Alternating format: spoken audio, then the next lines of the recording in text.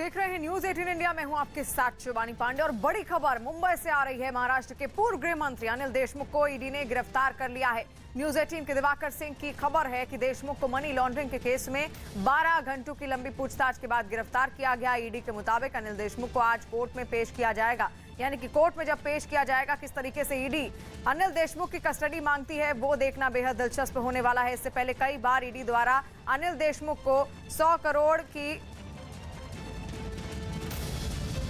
अनिल देशमुख को इसके पहले ईडी ने कई बार समन भी भेजा था। 5 बार उनको समन भेजा गया, लेकिन कल 12 घंटे की लंबी पूछताछ उनसे की जाती है। और अभिषेक इस वक्त हमारे साथ फोन लाइन पर जुड़ गए हैं। अभिषेक, देखिए अब यहाँ पर आज कोर्ट में पेशी है और यहाँ पर अब अनिल देशमुख की मुश्किलें आगे बढ़ना बिल्कुल तय है। बिल्कुल मुश्किलें बढ़ गई हैं, क्योंकि जिस तरीके से अनिल देशमुख को कई बार सम्मन किया गया था, लेकिन फिलहाल वो कानूनी रास्ता तलाश रहे थे। लेकिन जब कोर्ट से खासकर पहले सेशंस कोर्ट हुआ या हाई कोर्ट हुआ या फिर सुप्रीम कोर्ट हुआ, सुप्रीम कोर्ट में दोबारा रिव्यू पिटीशन गई, तो कहीं ना कहीं अनिल देशमुख कोशिश ये कर रहे थे कि सुप्रीम कोर्ट से इस पूरे मामले में उन्हें राहत मिले और मामला कोर्ट में चले। लेकिन फिलहाल वहां से राहत मिलती नजर नहीं आई और सुप्रीम कोर्ट ने सीधा तौर पे कह दिया पहले आपको पेश होना पड़ेगा और पूछताछ के लिए जाना पड़ेगा, उसके बाद ही हम आगे की प्रोसेसिंग करेंगे। तो उसके बाद जब कहीं से राहत नजर नहीं आई तो कल करीब 12 बजे के आसपास वो पहुंचे हैं यहाँ पर ईडी दफ्तर में और वहां पर एक लंबी पूछताछ हुई है। 12 बजे के आसपास यहाँ पहुंचे हैं। उसके बाद से रात के 12:30 बजे के आसपास तक पूछताछ हुई है और उसके बाद यहाँ पर गिरफ्तारी दिखाई गई है। तो 1 से 1:30 बजे के आसपास ये गिरफ्तारी हुई है और अब फिलहाल इंतजार किया जा रहा है कोर्ट खुलने का, क्योंकि 11 बजे के आसपास पीएमएलए कोर्ट में उनकी पेशी हो रही। जिस तरीके से जो कई ट्रांजैक्शन ऐसे रहे हैं जिन पर फिलहाल अनिल देशमुख कुछ भी नहीं बता पाए हैं और उसको लेकर के जो इन्वेस्टिगेशन हुआ, उनके घर पर कई बार छापेमारी हुई, कई बार समन्स गए, लेकिन फिलहाल बिल्कुल। और ये भी कहा जा रहा था कि वो सहायता नहीं दे रहे हैं इस पूरी प्रक्रिया के दौरान, लेकिन अनिल देशमुख का ये कहना था अभिषेक कि वो पूरी सहायता प्रदान करने की कोशिश भी कर रहे हैं और 100 करोड़ की वसूली मामले में कल 12 घंटे की लंबी पूछताछ उनके साथ होती है। लेकिन यहाँ पर ये देखिए अभिषेक, परमवीर सिंह की भी क्या मुश्किलें बढ़ेंगी, अब उनकी तलाशी क्या और तेज की जाएगी, क्योंकि कल खुद अनिल देशमुख ने भी ये बात कही कि आखिर परमवीर सिंह किधर हैं।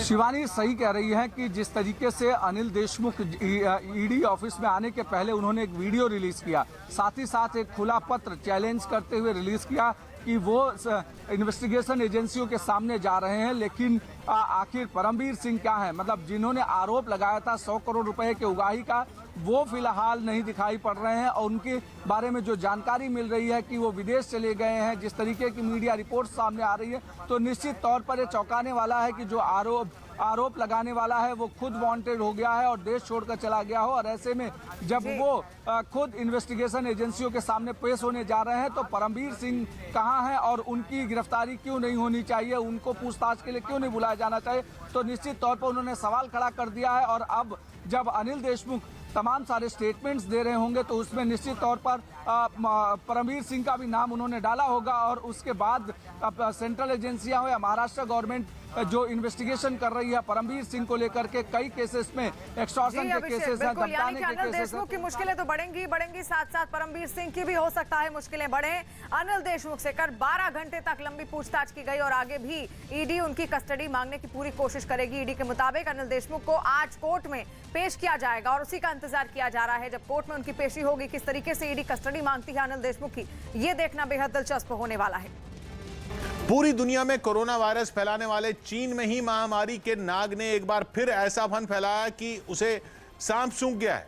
पिछले 2 हफ्ते में चीन के 14 प्रांतों में कोरोना के नए केस सामने आ चुके हैं, जिसके बाद उत्तर में चीन के शासन वाले इनर मंगोलिया इलाके में तो घूमने पहुंचे 2000 से ज्यादा पर्यटकों को 14 दिन के लिए क्वारंटीन कर दिया गया। और कहीं लोग इधर उधर ना हो जाएं, इसलिए स्वास्थ्य कर्मियों की टीम प्लेटफॉर्म पर ही तैनात हो गई। ऊपर से नीचे तक पीपीई किट में ढके स्वास्थ्य कर्मी यात्रियों के ट्रेन से उतरते ही उन्हें क्वारंटीन करने के लिए बसों में बैठाकर सीधा होटल रवाना हो गए। वहीं होटल में मेडिकल स्टाफ की अलग टोली पर्यटकों पर नजर बनाए दिखी। चीन ने इनर मंगोलिया इलाके के हर गली मोहल्ले में टेस्टिंग कैंप लगा दिए, जहां लोगों के बीच 2 गज की दूरी का सख्ती से पालन कराया गया। यहां तक कि बरसात में छाता पकड़कर भी लोग टेस्ट के लिए अपना नंबर आने का इंतजार करते नजर आए। उत्तर के बाद चीन के दक्षिण पूर्व में भी हालात वैसे ही दिखे। जियांगशी प्रांत की एक काउंटी में तो कोरोना का महज एक केस मिलने के बाद प्रशासन के हाथ पांव ऐसे फूले कि रातों रात ही लोगों का कोरोना टेस्ट शुरू करवा दिया गया। काउंटी ने 2 दिन के अंदर अपने सभी 3,86,000 लोगों के टेस्ट का लक्ष्य तक रख दिया। वहीं कोरोना के खौफ ने चीन को ऐसा थर्राया कि आनन फानन में शंघाई का डिज्नीलैंड अगले आदेश तक बंद कर दिया गया। यहां तक कि वहां पहुंचे 33,000 से ज्यादा पर्यटकों को घूमना तो नसीब नहीं हुआ, बल्कि प्रशासन ने उन्हें पकड़कर उनका कोरोना टेस्ट करवा दिया। असल में 2 दिन पहले एक कोरोना पॉजिटिव शख्स डिज्नीलैंड घूमने गया था, जिसके बाद शंघाई शहर प्रशासन के कान खड़े हो गए और एक दिन पहले पूरे डिज्नीलैंड को बंद कर दिया गया। हालांकि तब तक हजारों लोग वहां घूमने पहुंच चुके थे, मगर तब भी थीम पार्क खाली नहीं कराया गया, बल्कि पर्यटकों का कोरोना टेस्ट शुरू कर दिया गया। रात हो गई, कई घंटों तक हजारों की भीड़ थीम पार्क में बंद रही, लेकिन घर जाने की इजाजत तभी मिली जब तक रिजल्ट नेगेटिव नहीं आया। बताया गया कि वीकेंड पर डिज्नीलैंड गए सभी 33,863 लोगों का कोरोना टेस्ट कराया गया और राहत की बात रही कि सभी की रिपोर्ट नेगेटिव आई। और ग्लासगो के COP26 जलवायु सम्मेलन के मंच से पीएम मोदी ने क्लाइमेट चेंज पर दुनिया को नया मंत्र दिया। पीएम ने वहां लाइफ यानी कि लाइफ फॉर एनवायरनमेंट का मंत्र दिया, जो कि भारत की संस्कृति का प्रतीक रहा है। पर्यावरण के लिए जीना न केवल महात्मा गांधी की सीख है, बल्कि खुद प्रधानमंत्री मोदी के जीवन का भी ये लक्ष्य है कि पर्यावरण के साथ मैत्रीपूर्ण संबंध हो। साथ ही पीएम मोदी ने सम्मेलन में विकसित देशों से भी अपील की कि जैसे भारत क्लाइमेट चेंज को लेकर अपने लक्ष्य निर्धारित कर रहा है, वैसे ही उन्हें क्लाइमेट फाइनेंस और तकनीक के आदान प्रदान के लिए तैयार होना चाहिए। क्लाइमेट चेंज पर पीएम मोदी ने दुनिया को साफ संदेश दिया कि भारत सिर्फ वादे ही नहीं, बल्कि उन वादों को पूरा भी करता है। चेंज पर इस वैश्विक मंथन के बीच मैं भारत की ओर से इस चुनौती से निपटने के लिए 5 अमृत तत्व रखना चाहता हूं, पंचामृत की सौगात देना चाहता हूं।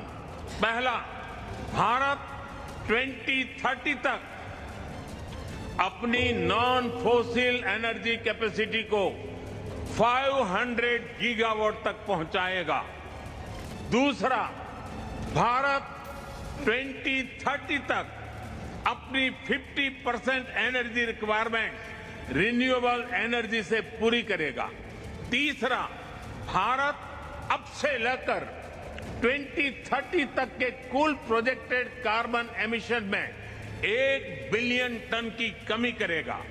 चौथा, 2030 तक भारत अपनी अर्थव्यवस्था की कार्बन इंटेंसिटी को 45% से भी कम करेगा। और पांचवा, वर्ष 2070 तक भारत नेट जीरो का लक्ष्य हासिल करेगा। ये पंचामृत क्लाइमेट एक्शन में भारत का एक अभूतपूर्व योगदान होंगे। प्रधानमंत्री ने भारत के लिए एक नया रास्ता तय कर दिया है और दुनिया को दिखा दिया है कि भारत जो है क्लाइमेट चेंज को लेकर वो कदम उठाएगा जो और कोई नहीं उठा रहा।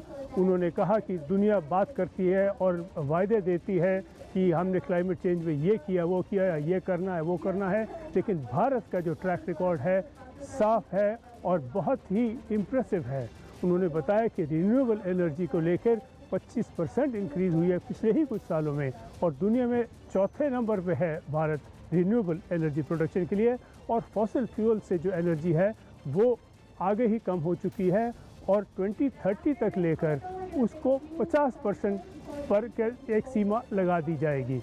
तो प्रधानमंत्री इस तरह उदाहरण देके दुनिया को बता रहे थे कि भारत कदम ले चुका है और आगे कदम और लेगा। उन्होंने ये भी कहा कि दुनिया को समझना चाहिए कि जो एनवायरनमेंट की जो समस्या है ये लाइफस्टाइल से जुड़ी हुई है। जो ऊंची कंजम्पशन करते हैं, बहुत हाई कंजम्पशन करते हैं, उसका नतीजा एमिशंस होता है। और उन्होंने ये एक संदेशा दिया है डेवलप्ड वर्ल्ड को कि वो अपनी कंजम्पशन कम करें और वो अगर ये करें तो फिर उनका जो वन वर्ल्ड का एक आइडिया है वो एक स्वप्न जो है वो पूरा हो सकता है और वो सबके लिए भला होगा उसमें। तो एक बहुत ही स्पष्ट एक नीति प्रधानमंत्री ने आगे रखी है दुनिया के आगे और एक आइडिया रखा है, एक विचार रखा है कि वन वर्ल्ड वन के एक साथ होके इस समस्या का सामना करें। और कोरोना से जंग में वैक्सीनेशन की रफ्तार को और तेज करने के लिए देश में हर घर दस्तक नाम से महाअभियान शुरू होने जा रहा है। न्यूज 18 के रवि सिंह की खबर है कि पीएम मोदी 3 नवंबर यानी कि कल इस अभियान की औपचारिक शुरुआत कर सकते हैं। यह अभियान 1 महीने यानी कि 2 दिसंबर तक चलेगा। इसके तहत 18 साल से ऊपर के जो लोग वैक्सीनेशन से छूट गए हैं या फिर जिनकी दूसरी खुराक नहीं लगी है, उन पर जोर दिया जाएगा। उन्हें घर घर जाकर कोरोना वैक्सीन दी जाएगी। इस अभियान में जोर दिया जाएगा कि जिन्होंने वैक्सीन की एक भी डोज नहीं ली है, उन्हें वैक्सीन लगाई जाए। साथ ही दूसरी डोज नहीं लगवाने वालों को भी इस अभियान के तहत टीका लगाया जाएगा। मेक्सिको में एक सरकारी पाइपलाइन से पेट्रोल की चोरी बेकसूर लोगों की जिंदगी पर भारी पड़ गई। बताया गया कि पेट्रोल चुराने के लिए पाइपलाइन में एक नल फिट किया गया था, जिससे रिसाव के बाद 3 इतने जोरदार धमाके हुए कि एक आदमी की मौत हो गई। 15 लोग अस्पताल में जिंदगी और मौत के बीच झूल रहे। क्योंकि धमाके इतने भयानक थे कि रात में अपने बिस्तर पर सो रहे लोग सीधा अस्पताल के बिस्तर पर पहुंच गए। आग के रास्ते में जो कुछ आया राख हो गया। हादसे के बाद पूरा इलाका छावनी में बदला दिखा। बचाव अभियान चलाने के लिए सेना, पुलिस और दमकल विभाग के करीब 1400 राहत कर्मियों की फौज तैनात कर दी गई। रात लगभग 3 बजे धमाकों का सिलसिला शुरू हुआ, लेकिन सूरज उगने के बाद भी आग की ज्वाला दूर से ही सुलगती हुई देखी गई। धमाकों ने आसपास के मकानों के चिथड़े ऐसे उड़ाए मानो वो ईंट पत्थर के नहीं बल्कि कागज के बने हों। मकान मलबे में बदले तो दर्जनों लोग रातों रात बेघर हो गए। 50 से ज्यादा घर या तो पूरी तरह ढह गए या फिर टूट गए। बताया गया कि पेट्रोल लीक होने की सूचना मिलने के बाद तुरंत करीब 2000 लोगों के घर खाली करवा लिए गए, नहीं तो हादसा कई जिंदगियां निगल सकता था। केंद्रीय महिला और बाल विकास मंत्री स्मृति ईरानी ने दीपावली के मौके पर नारी से खरीदारी की अपील की है। एक वीडियो जारी कर स्मृति ईरानी ने कहा है कि पूरे देश को दिवाली के वक्त पीएम मोदी के आह्वान को याद कर वोकल फॉर लोकल ही खरीदना चाहिए। स्मृति ईरानी के वीडियो में दिए बनाने वाली गांव की महिला या फिर कपड़े सिलने वाली और लड्डू बनाने वाली महिला का जिक्र करते हुए कहा कि देश उनका साथ दे। आपने दिवाली की इस खरीदारी के वक्त देखा होगा बाजार में उस महिला को जो दिए या फूल बेच रही है।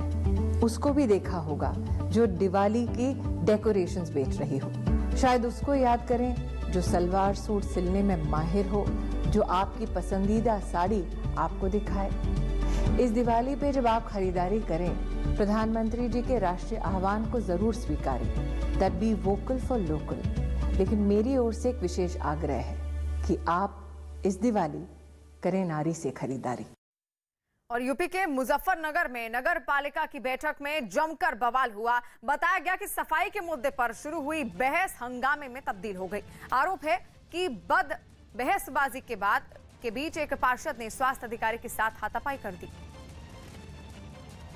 जिसका एक वीडियो भी सामने आया। इसमें दिखा कि नगर पालिका की बैठक के दौरान सफाई के मुद्दे पर बहस इतनी बढ़ी कि एक नगर पालिका सदस्य ने उनके सामने कुर्सी पर बैठे सीएमओ के चेहरे पर मुक्का जड़ दिया, जिससे दोनों के बीच हाथापाई शुरू हो गई।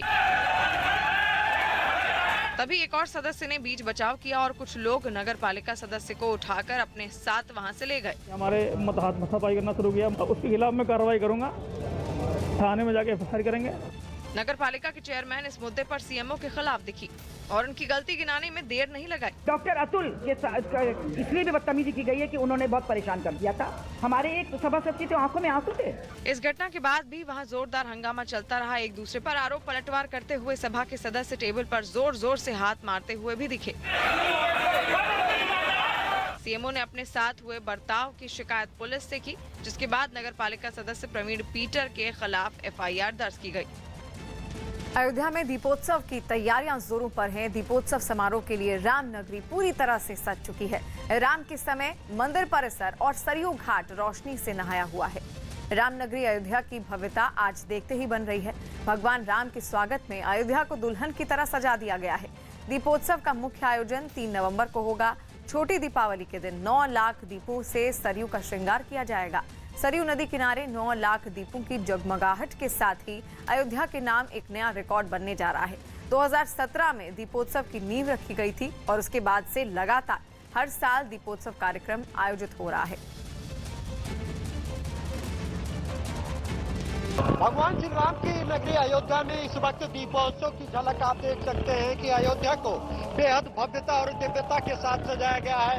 इस वक्त राम की पैड़ी पर इस लेजर शो का आयोजन किया जा रहा है। आप देख सकते हैं जिसे देखने के लिए हजारों की संख्या में न सिर्फ अयोध्या बल्कि उत्तर प्रदेश और देश के विभिन्न प्रांतों से जो श्रद्धालु हैं, राम भक्त हैं, वो यहाँ पर पहुंचे हैं। और आप देख सकते हैं कि कितना शानदार लेजर शो का यहाँ पर प्रदर्शन किया जा रहा है।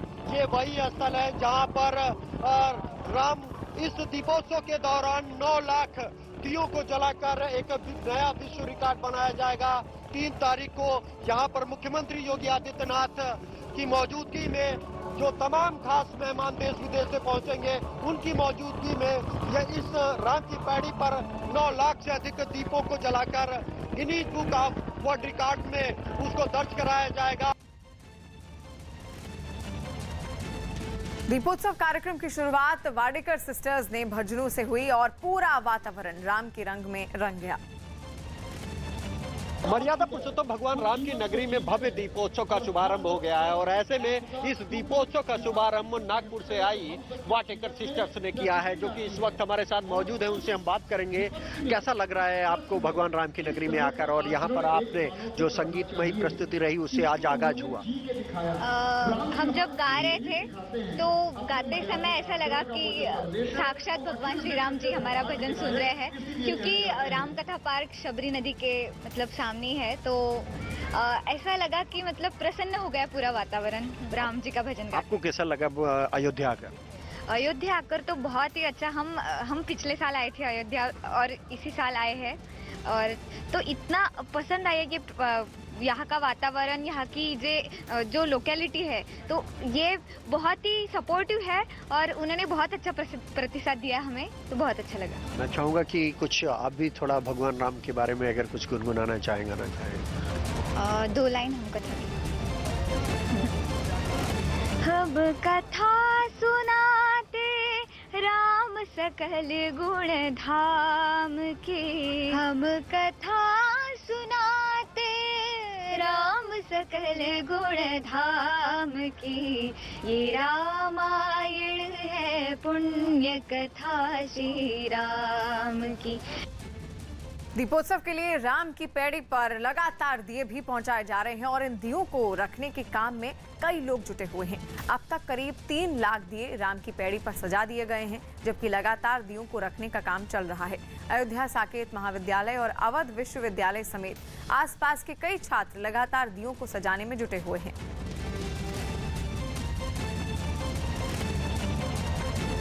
जितने भी स्टूडेंट दिख रहे हैं आपको, आप देख पा रहे होंगे, यहाँ पे सब बच्चे कई डिपार्टमेंट से, शारीरिक विभाग से, समाजशास्त्र, सारे बच्चे इकट्ठा हुए हैं। दिए लगाने का काम दिया गया है सबको। कितने दिए अभी इस 8 नंबर घाट पे हम लोग को जिम्मेदारी मिली है, जो कि 58,000 दियों की जिम्मेदारी मिली गई है। और ये हमारे दिए लगभग आप देख पा रहे होंगे कि लगभग तैयार भी हो चुके हैं।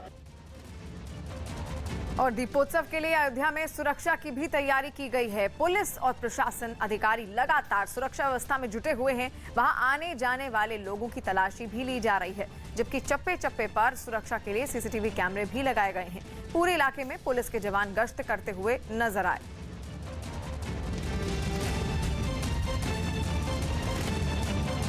और उपचुनावों के सबसे सटीक नतीजे न्यूज़ 18 इंडिया पर लगातार।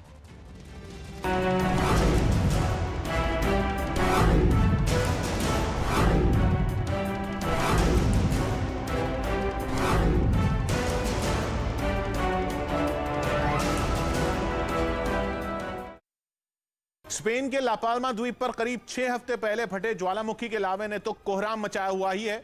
अब उसकी जहरीली राख लोगों का दम घोंट रही है। वहां खेत खलिहान, मकान, लगभग हर चीज कई किलो राख तले दबी है।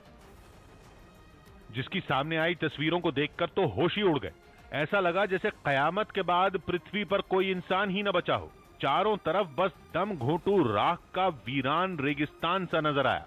यहां तक कि हरा भरा फुटबॉल कोर्ट काली राख में बिल्कुल स्याह दिखा। दूर दूर तक जमीन देखने को नहीं मिली। खेत और मकान चिता बन गए और हर तरफ बस कालिक ही कालिक पुती नजर आई।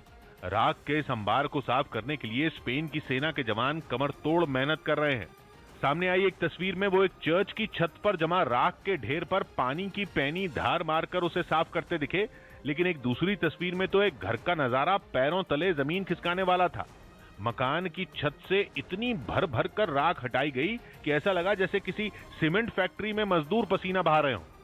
इतनी तबाही देखने के बाद यह भी एक चमत्कार ही है कि ला पाल्मा द्वीप का ज्वालामुखी अब तक किसी का काल साबित नहीं हुआ है। हाँ, लेकिन तेज हवाओं के साथ उड़ती राख ने लोगों का सांस लेना मुश्किल जरूर कर दिया है। केंद्रीय महिला और बाल विकास मंत्री स्मृति ईरानी ने दीपावली के मौके पर नारी से खरीदारी की अपील की है। एक वीडियो जारी कर स्मृति ईरानी ने कहा कि पूरे देश को दिवाली के वक्त पीएम मोदी के आह्वान को याद कर वोकल फॉर लोकल ही खरीदना चाहिए। स्मृति ईरानी के वीडियो में दिए बनाने वाली, गांव की महिला या फिर कपड़े सिलने वाली और लड्डू बनाने वाली महिला का जिक्र करते हुए कहा कि देश उनका साथ दे। आपने दिवाली की इस खरीदारी के वक्त देखा होगा बाजार में उस महिला को जो दिए या फूल बेच रही है। उसको भी देखा होगा जो दिवाली की डेकोरेशंस बेच रही हो। शायद उसको याद करें जो सलवार सूट सिलने में माहिर हो, जो आपकी पसंदीदा साड़ी आपको दिखाए। इस दिवाली पे जब आप खरीदारी करें, प्रधानमंत्री जी के राष्ट्रीय आह्वान को जरूर स्वीकारें, that be vocal for local. लेकिन मेरी ओर से एक विशेष आग्रह है कि आप इस दिवाली करें नारी से खरीदारी। पंजाब में अगले साल होने वाले विधानसभा चुनाव से पहले मुख्यमंत्री चरणजीत सिंह चन्नी ने बिजली की दरों पर बड़ा ऐलान किया। न्यूज़ 18 के चमन पलानिया की रिपोर्ट है कि पंजाब सरकार ने घरेलू कनेक्शन के हर स्लैब में 3 रुपए प्रति यूनिट की कटौती का ऐलान किया। बिजली की ये नई दर राज्य में लागू भी कर दी गई, जिससे राज्य सरकार के खजाने पर करीब 3,316 करोड़ रुपए का अतिरिक्त बोझ पड़ेगा। इस ऐलान के मौके पर मुख्यमंत्री ने दावा किया कि इस फैसले से राज्य के 95% लोगों को फायदा होगा। इसके अलावा चन्नी सरकार ने राज्य के सरकारी कर्मचारियों का महंगाई भत्ता भी 11% बढ़ा दिया। बिजली दे रूप दे विच बड़ा तोहफा दिवाली का देने जा रहे हैं कि सारे रेट 3 रुपये घट कर रहे हैं। गुजरात के वडोदरा में लकड़ी का सामान बनाने वाली एक फैक्ट्री में आग लग गई और भीषण आग ने आसपास के लोगों को दहशत में डाल दिया। आग लगने की वजह साफ नहीं हो पाई, लेकिन आशंका जताई गई कि किसी पटाखे के गिरने की वजह से फैक्ट्री में आग लगी, जिसकी चपेट में फैक्ट्री में रखा लकड़ी का सामान आ गया और धुंधु कर जलने लगा। आग की लपटें दूर से ही दिखाई दी तो हर तरफ घना धुआं भी फैल गया। आग लगने से वहां हड़कंप मच गया और लोग परेशान नजर आए। कुछ लोग इसका वीडियो बनाते हुए भी दिखे। आग इसलिए तेजी से फैली क्योंकि फैक्ट्री में काफी सारी लकड़ी के पट्टे रखे हुए थे। सौमिल के आजू बाजू में दूसरी 2 फैक्ट्रीज है। 2 फैक्ट्री में जो ब्रांडी कप और ये बना रहे हैं, उसमें हो सकता है पॉसिबिलिटी है कि कोई फायर क्रैकर गिरने की वजह से आग लगी है। सूचना मिलने पर फायर ब्रिगेड की करीब 16 गाड़ियां मौके पर पहुंची और दमकल कर्मी पानी की बौछार डालकर आग बुझाने की कोशिश करते हुए दिखे। आग की लपटें इतनी तेज थी कि दमकल कर्मियों का आग पर काबू पाना मुश्किल हो गया। कई घंटों की मशक्कत के बाद आग पर काबू पाया जा सका।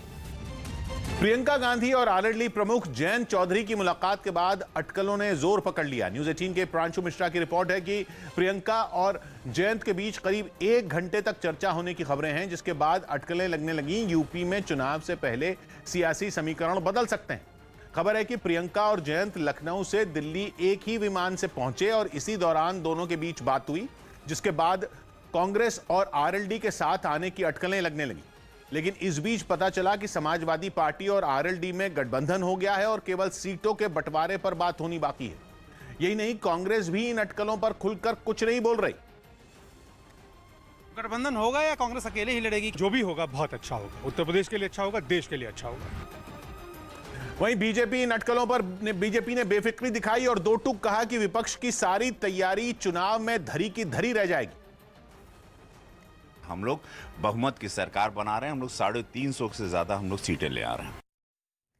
अपना दल के विधायक आर.के. वर्मा ने सरदार वल्लभ भाई पटेल की तारीफ करते हुए महात्मा गांधी पर विवादास्पद बयान दे दिया। सरदार वल्लभ भाई पटेल जी ने एक भारत का निर्माण करने का काम किया था, तो राष्ट्रपिता महात्मा गांधी कैसे हो गए, ये मेरे समझ में नहीं आया। आम के आम गुठलियों के दाम वाली कहावत को प्रधानमंत्री नरेंद्र मोदी के निर्देश पर चलाए गए सफाई अभियान ने सच साबित कर दिया। न्यूज़ 18 के अमन शर्मा की रिपोर्ट है कि सरकारी दफ्तरों में चलाए गए इस सफाई अभियान से सरकार को 40 करोड़ रुपए की कमाई हुई, जो कि दफ्तरों में कई साल से जमा कबाड़ को बेचकर मिली। यही नहीं, इस सफाई अभियान से सरकारी दफ्तरों में 8 लाख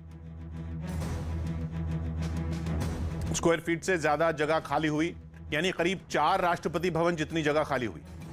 और यह सब पीएम के निर्देश पर 2 अक्टूबर से 31 अक्टूबर तक चले अभियान की वजह से हुआ। बताया गया कि इस दौरान 13.5 लाख से ज्यादा बेकार फाइलें हटाई गईं और करीब 3 लाख जन शिकायतों का निपटारा किया गया। और सड़क पर मौजूद गड्ढे मौत को दावत कैसे देते हैं, इसका एक वीडियो चेन्नई से सामने आया है। वहां एक आदमी ऐसे ही गड्ढे की वजह से मोटरसाइकिल समेत बस के नीचे आ गया, जिसका सीसीटीवी वीडियो डराने वाला था। इसमें सड़क पर कई गाड़ियां चलती हुई दिखाई दी और इसी बीच एक सरकारी बस दिखी, जिसके ठीक बगल में एक मोटरसाइकिल सवार नजर आया। चलते हुए सड़क के गड्ढे की वजह से उसने अपना संतुलन खोया और एक झटके के साथ जमीन पर जा गिरा। उसके गिरते ही मोटरसाइकिल और वो दोनों बस के पिछले पहिए के नीचे आ गया, जिससे उसकी जान चली गई। और इस घटना के वक्त कई लोग उसे बचाने के लिए आगे आते दिखे, लेकिन तब तक बस उसके ऊपर से गुजर चुकी थी। और बताया गया कि इस वीडियो के आधार पर पुलिस ने बस ड्राइवर को गिरफ्तार कर लिया है।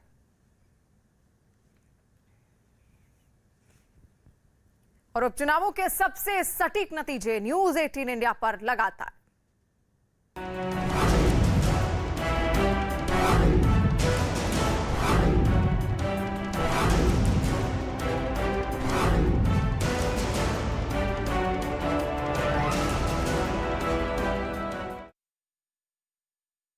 यूरोप के देश इटली में कुदरत का सितम देखने को मिला। वहां तेज बारिश की वजह से बाढ़ के हालात पैदा हो गए।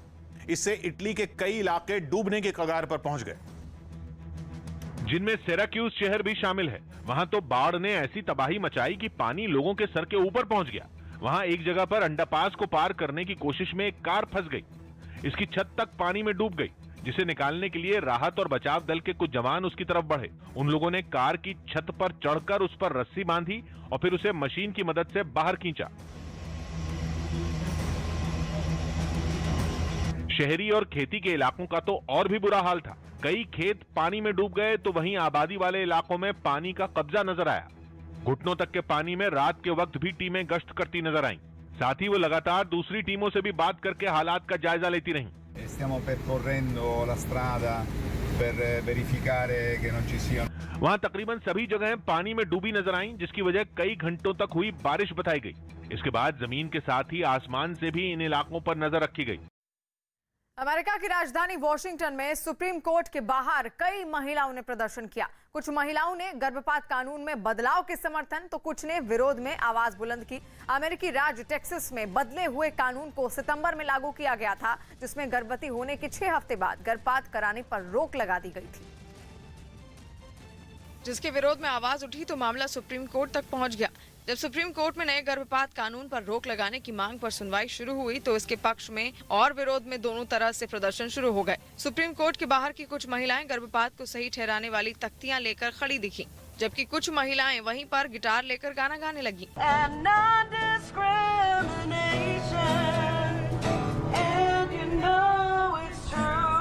सुप्रीम कोर्ट के बाहर प्रदर्शन कर रही कुछ महिलाएं ऐसी भी थी जो गर्भपात कानून में लगी गर्भपात पर रोक के समर्थन में थी। उनकी दलील थी कि 6 हफ्ते में भ्रूण का दिल धड़कने लगता है और लिहाजा उनका गर्भपात नहीं किया जाना चाहिए। Believe that this bill is really important in order to protect life, in order to protect women who are targeted by the abortion industries. सितंबर में बदले हुए कानून के लागू होने के बाद से ही इस मुद्दे पर वहां विवाद छिड़ा हुआ है। पाकिस्तान की खुफिया एजेंसी ISI ने जम्मू कश्मीर में बर्फबारी से पहले बड़ी संख्या में आतंकियों की घुसपैठ कराने की साजिश रची है। न्यूज़ 18 के अमित पांडे की रिपोर्ट है कि भारत और पाकिस्तान की सीमा पर बने आतंकी कैंप में 200 से 250 आतंकी बर्फबारी से पहले घुसपैठ की फिराक में हैं। खास बात यह कि इस साजिश के लिए उन्हीं आतंकियों को चुना गया है जिन्हें अफगानिस्तान में युद्ध का अनुभव है और इसके लिए कई टीमें बनाई गई हैं और हर टीम में 8 से 10 आतंकी शामिल हैं। यही नहीं, पता यह भी चला कि मेढर समेत पुंछ के कुछ दूसरे इलाकों से घुसपैठ कराने की तैयारी है, क्योंकि बर्फबारी होने के बाद कई महीनों तक घुसपैठ के रास्ते बंद हो चुके हैं। खबर है कि यह पूरा प्लान आतंकी संगठन लश्कर तैयबा, जैश ए मोहम्मद और अल बद्र के आतंकियों के बीच हुई बैठक में तैयार किया गया। केंद्रीय महिला और बाल विकास मंत्री स्मृति ईरानी ने दीपावली के मौके पर नारी से खरीदारी की अपील की है। एक वीडियो जारी कर स्मृति ईरानी ने कहा कि पूरे देश को दिवाली के वक्त पीएम मोदी के आह्वान को याद कर वोकल फॉर लोकल ही खरीदना चाहिए। स्मृति ईरानी के वीडियो में दिए बनाने वाली गांव की महिला या फिर कपड़े सिलने वाली और लड्डू बनाने वाली महिला का जिक्र करते हुए कहा कि देश उनका साथ दे।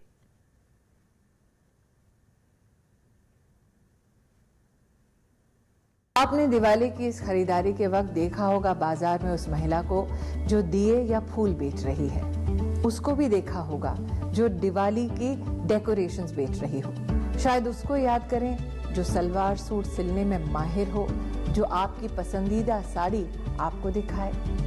इस दिवाली पे जब आप खरीदारी करें, प्रधानमंत्री जी के राष्ट्रीय आह्वान को जरूर स्वीकारें, that be vocal for local. लेकिन मेरी ओर से एक विशेष आग्रह है कि आप इस दिवाली करें नारी से खरीदारी।